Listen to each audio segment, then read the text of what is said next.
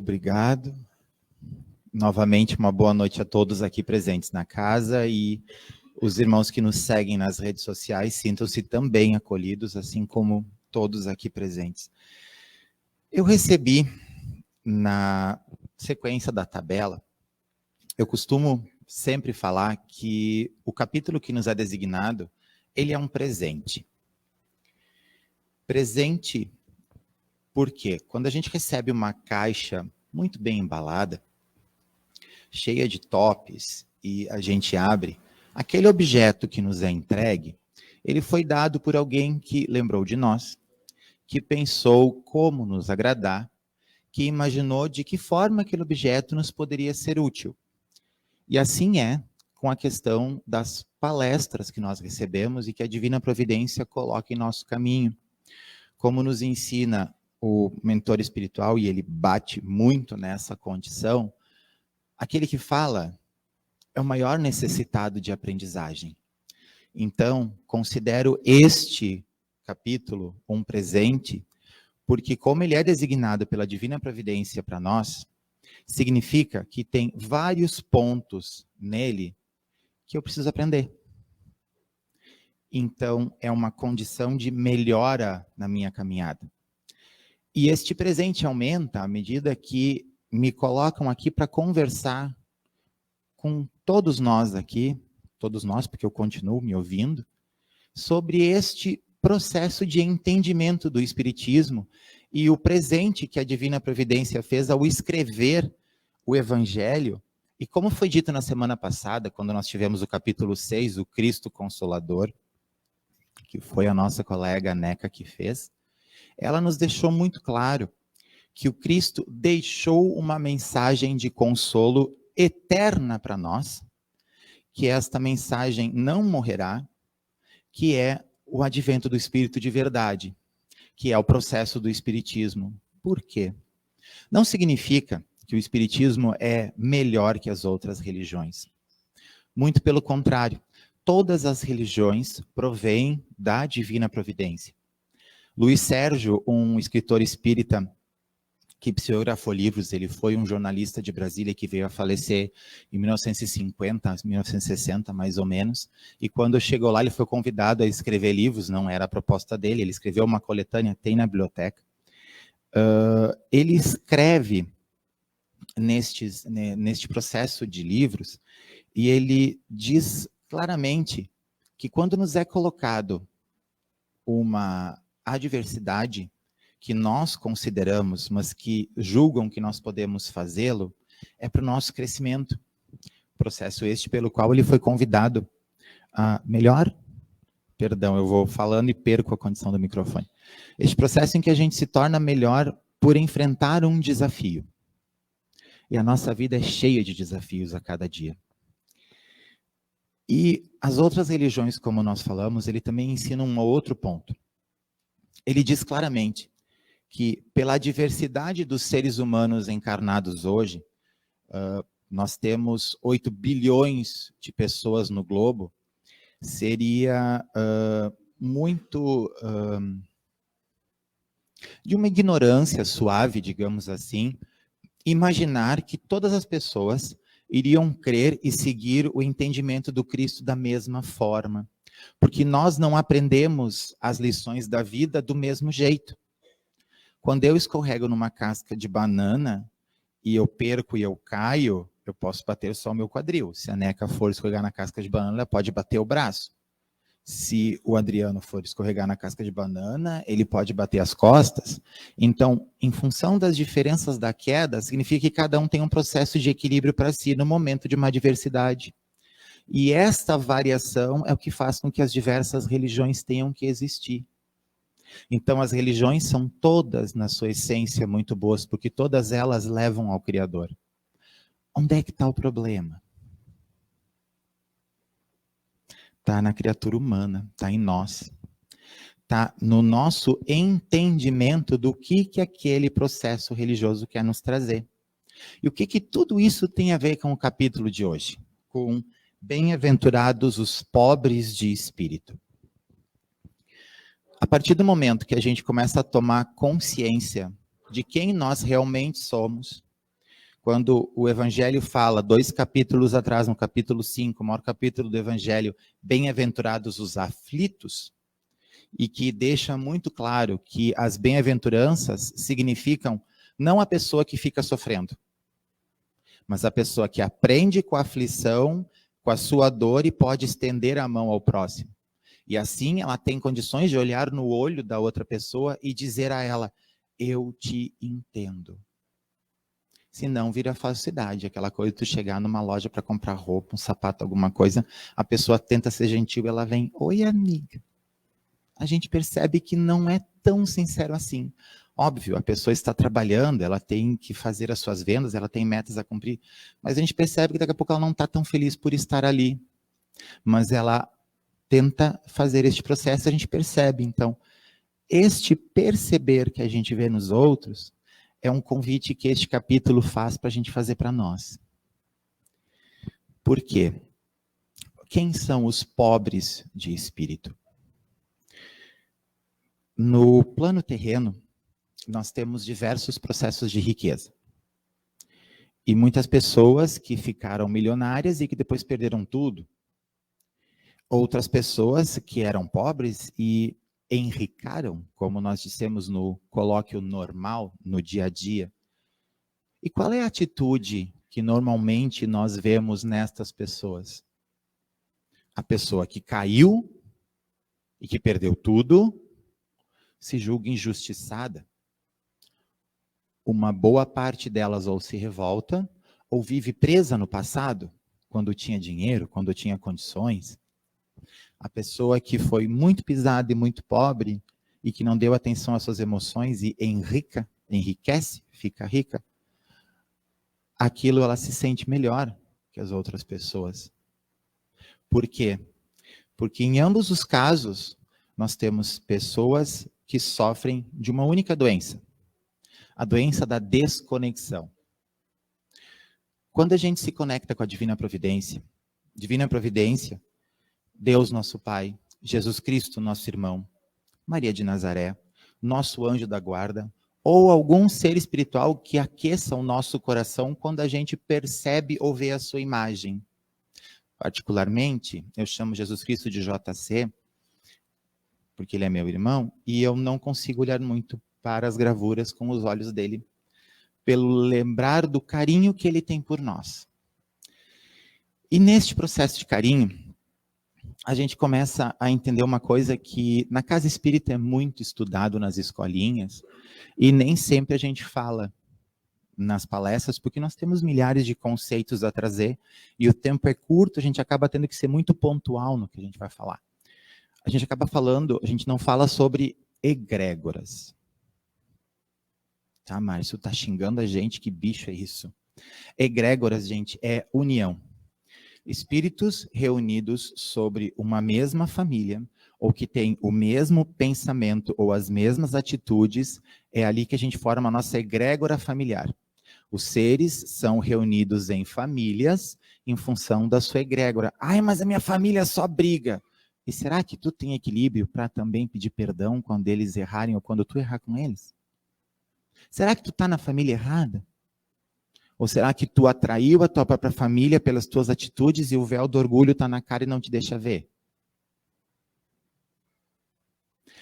O grupo de amigos, como diz o ditado popular, família, amigos a gente escolhe, parente Deus dá pra gente.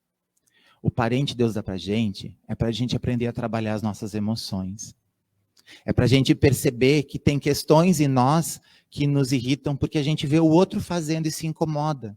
Só que quando vai para o espelho e pensa, escova os dentes ligeirinho e foge. Para não olhar. Para não fazer o famoso mea culpa. Pobres de espírito são as pessoas que resolveram aprender. Aprender o quê? Aprender sobre si. Amar ao próximo, vírgula, como a nós mesmos. Como é que eu vou dar ao outro o que eu não tenho por mim? Como é que eu vou ficar indignado quando alguém chega e me fala com quem tu pensa que tu está falando? Se no trânsito, quando leva uma fechada, eu tenho vontade de tacar-lhe a buzina na pessoa, abrir, fazer um gesto para a pessoa e mandar para a tonga da milonga do cabureteiro. É a mesma reação de quem é tu para fechar a minha frente. Só que com outras palavras. É o mesmo processo. Porque a gente se sente melhor porque naquele momento a pessoa errou e nós imaginamos que a gente não erra. Só que quando a gente olha para a nossa mão, a gente aponta um dedinho e tem 3 dedos de baixo virado para a gente. Mostrando que se aquele irmão deu uma fechada, quem disse que há 2 semanas atrás tu também não fechou em alguém? Quem disse que toda vez que tu foi fazer a curva, tu deu o sinal? A gente também não sabe, porque não presta atenção, porque não foi ensinado na vida que através do seu entendimento você se torna uma pessoa melhor. Você consegue ser mais tolerante, você consegue evitar uma briga, e assim você vai juntar os famosos tesouros na terra. Como é que a gente nasceu? Vocês conseguem lembrar? Imagino que não, como eu. Mas se a gente olhar um bebê, como é que um bebê nasce quando está com a mãe lá no hospital?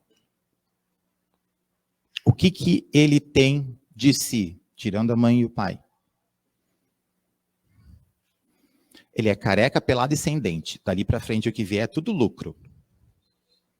E quando ele vai embora, o que ele vai levar consigo?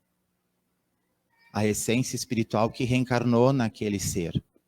Os tesouros que aquela alma juntar para si, na relação com o outro. Então, quando eu aplico o 2º mandamento, amar ao próximo como a mim mesmo, ele faz com que aquela pessoa com que eu escovo os dentes de manhã correndo, eu pare, eu olhe para aquele ser humano e eu tenho 2 escolhas.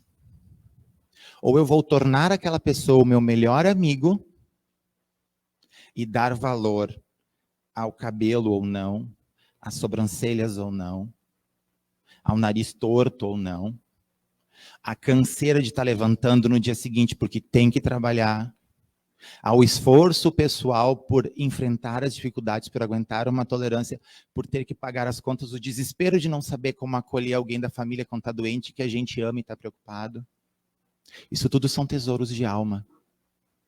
E a gente nem sempre se dá conta. Porque a vida está tão atribulada que a única coisa que a gente consegue sentir é o vil metal, que não é tão vil assim, ele é necessário para a nossa vida. A gente precisa dele. Só que isso é tão mais palpável do que aqueles poucos minutos que a gente tira para se olhar. E para entender aquele ser humano que está ali. E à medida que você vai dando amor e vai valorizando aquele ser humano, você consegue entender que tudo que ele faz é fruto de esforço. E que o teu irmão que está lá fora também está fazendo a mesma coisa. Então isso torna a gente igual. Então a gente não é mais melhor, nem superior e nem inferior, a gente é igual. Semana passada, tivemos o Dia do Amigo.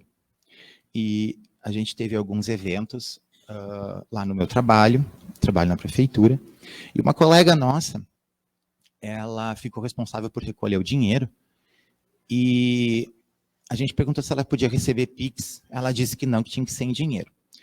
E a gente não estava entendendo por quê, porque hoje em dia é um processo financeiro tão mais prático. Você pega o celular e passa o dinheiro. Ainda mais que, se eu não me engano, eu acho que era R$5 por pessoa. E ela começou a ficar irritada. Até que ela falou para um colega nosso que ela não queria misturar o dinheiro dela para não se perder nas contas. Só que ela não tinha explicado. Daí quando ela explicou, o nosso colega também não entendeu. Quando eu cheguei, ele me falou: Márcia, fulano não quer receber Pix. Eu fui lá: fulana, por que tu não quer receber Pix? E eu recebi 25 pedras na mão, 300 cachorros e 15 cavalos. Aí entra a minha escolha. Eu fui falar sobre o Pix. Recebi de volta esta carga. O Evangelho ensina que quando alguém te grita, bem-aventurados os aflitos, é porque a pessoa está machucada e está botando para fora o que ela está sentindo. O que eu fiz? Ouvi e me calei.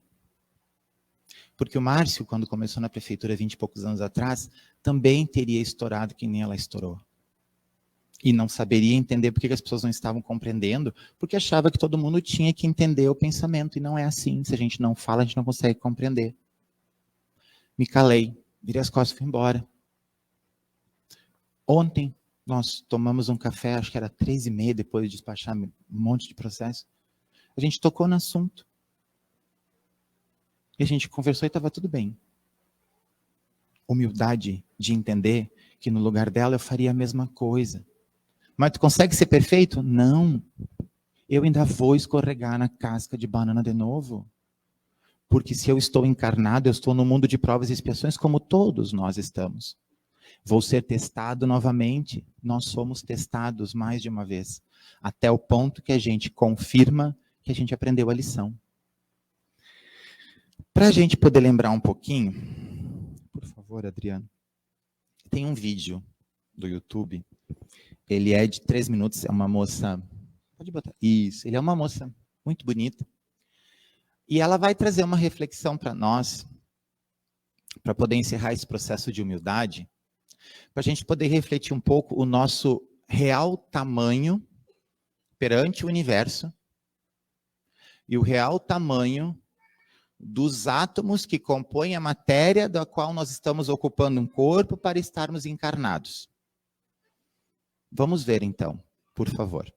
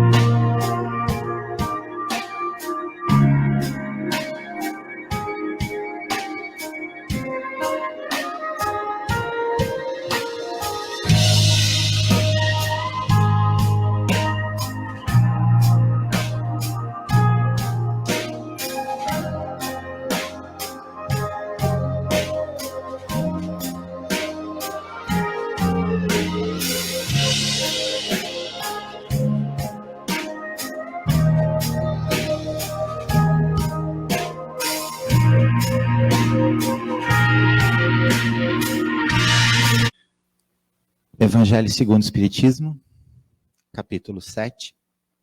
Bem-aventurados os pobres de espírito, porque deles é o reino dos céus. Que assim seja, muito obrigado.